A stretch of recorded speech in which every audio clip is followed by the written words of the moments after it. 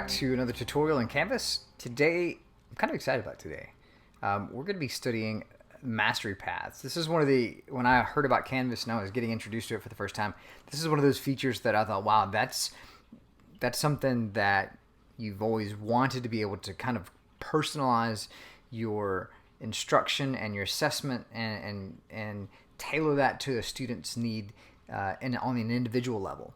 And this is what that allows you to do.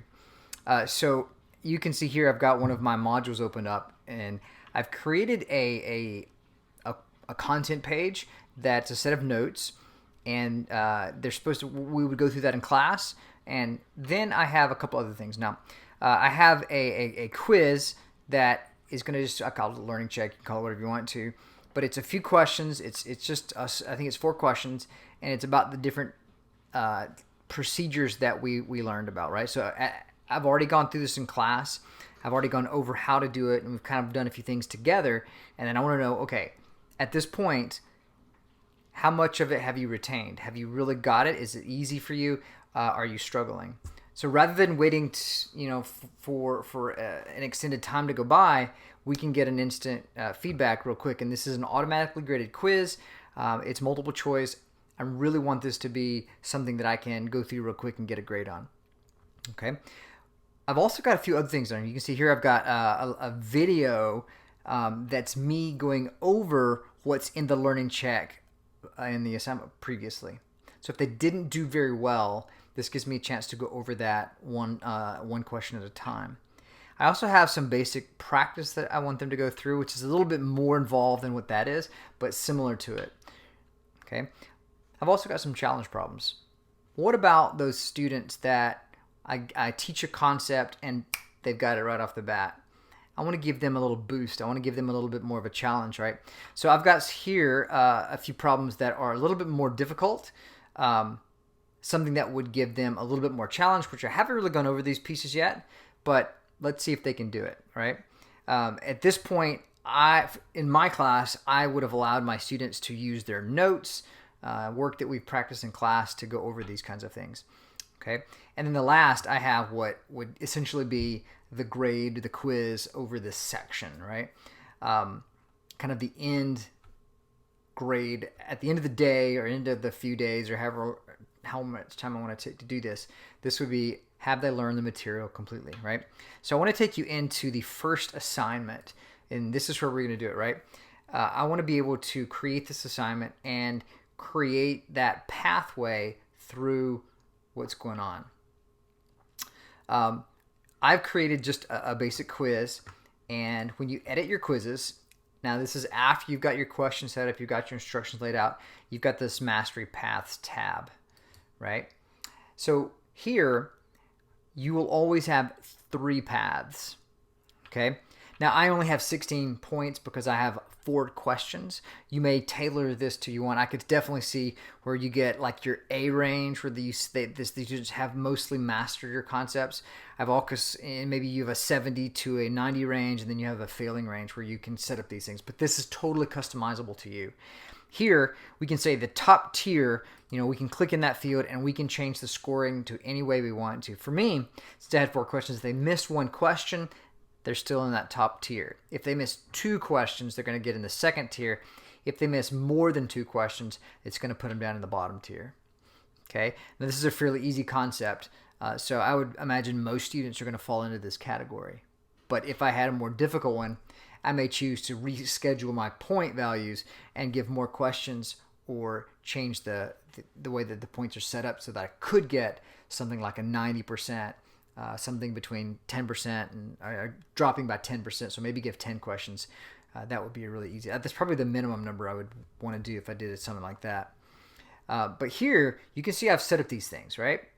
And so before we get into that, I want to kind of go through a slide. This slide deck I'm going to make available. This is a guide in Canvas that I'm going to put the link to this in the bottom on the page that you guys can go in. There's a 35-minute video there that I watched that's really good. She went into much more detail than I'm going to go in here, but I'm giving you kind of an overview, and you can download the slideshow and you can go through it and kind of see with a little more detail. But here's what it is. I'm giving them a pre-assessment, right? Here's the first time. Have you learned the material yet? And from there, your students are really excelling. They can go here to the challenge problems. The ones that are getting it, but they're not quite mastering it yet, you can push them into the practice problems. And then if they're really struggling, you can push them back into a video tutorial. Now, I made my tutorial an explanation of the assessment they just went through. Okay, and then they're going to go into the practice problems just like the previous group, and then into the post-test afterwards. Okay, each student gets a grade, a small grade, but a grade for each one of these steps, right? Pre-test, they're either practice or challenge problems, and then they're post-test. And you can structure that however you want. For this particular teacher, this is how she divided up her tiers into what you want to. You got an A, or you got a C to up to an A, but not including an A, or if you failed it, right? When you create your assessments, right? So I have all of these in my module. Okay, not every student is going to go to every single one of them, right? They're all going to get the pretest. They're going to get either the practice problems or the challenge problems, and they're both worth the same amount of points. And then, of course, they're all going to get to the post tests. Okay, you get to decide what they need. For me, I kind of followed her pattern. This is my first time out, right? So I'm going to kind of stick to something simple: challenge problems and progress checks.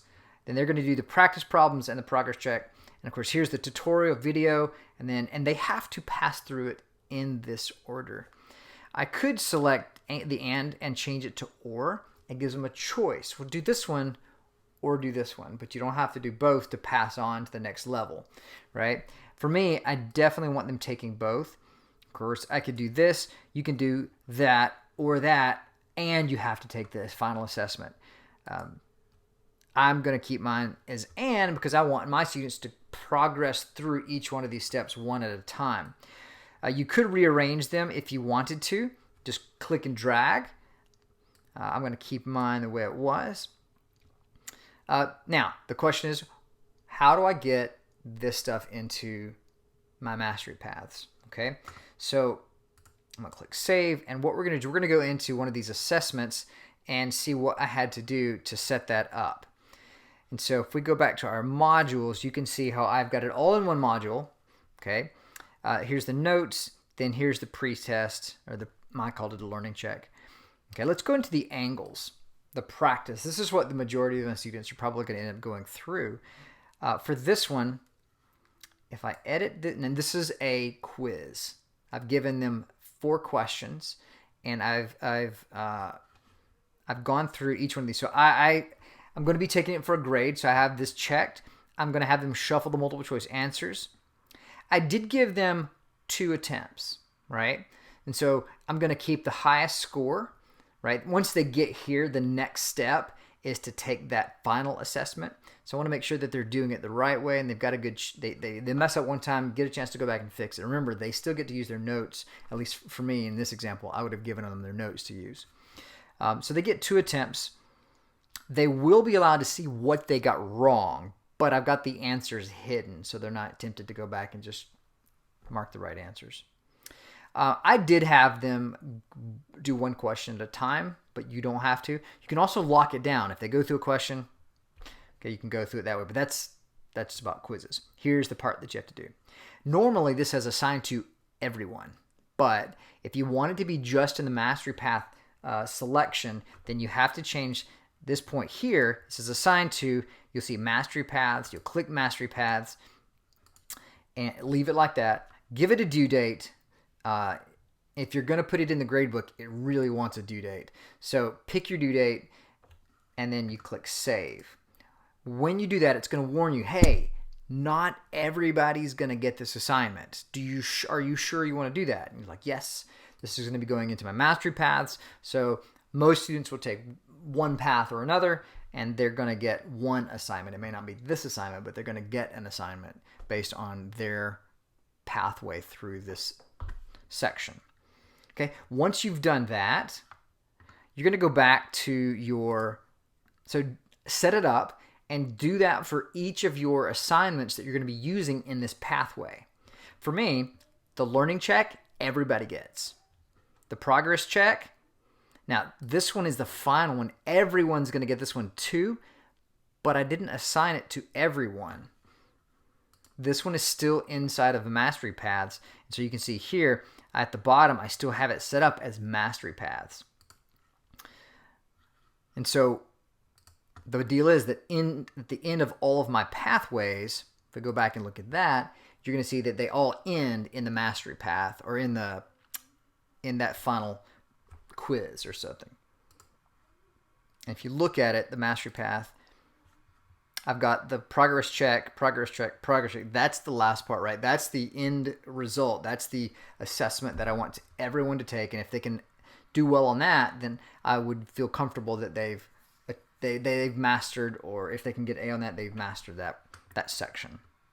Okay, so there's a lot of things you can do with mastery paths, particularly customizing. I mean, this is differentiation. This is the definition of going in and saying, hey, what do you need, right? And so you can get directly to what the student needs the most, and you can sort those students.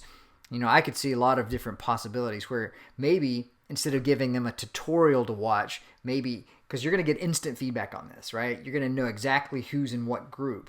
And so you can have maybe those students, you could have groups set up, and that you could facilitate that one group, and the other students could work on those assignments. And as the students feel comfortable, they could start working on their second assignment, you know, whatever you want to do that way. This is mastery paths. Okay, this is a short overview. I highly recommend you watch that video that I'm going to post below. Go to that page and click on that video and watch it. She does a great job of really going through a little bit more in detail of what you need to be able to do to be successful at using mastery paths. I really encourage you to play around with this and see what you can do. She even talks about ways to do like a categorical situation where you're not actually scoring it, but you choose one path and it creates a pathway, and you can choose your own assignments based on like which book are you going to read, and it would give out your assignments based on not a grade, but a choice you made, right? So check out her video. You can download the slide deck and a few other things. So I hope this really helped out. I hope that you guys really take this and run with it, because this is something that we can't do without the technology. And this makes it really easy to do once you figure out how it works. Hope that helps. See you guys next time.